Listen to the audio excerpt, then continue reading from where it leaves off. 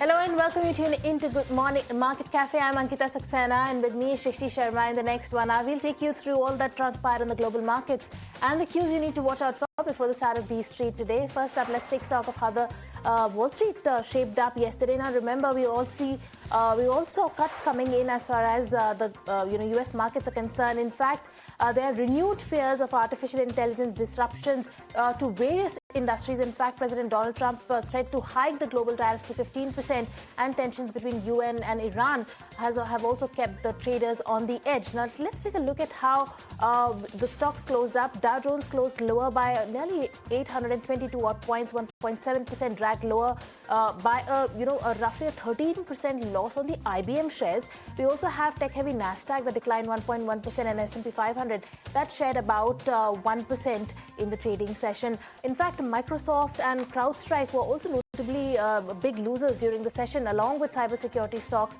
and a slate of financial sector names that were also declining on the fears of AI. So AI fears are back on the street, and we did see Wall Street that traded in the red in the previous trading session. Well, absolutely. Very sharp fall with respect to all the benchmark indices is what we have seen overnight. But when it comes to the energy market, it was oil that was seen to be a bit steady at its 6-month high levels. Investors are monitoring the talks between the US and Iran. And the meet is expected to be happening on Thursday.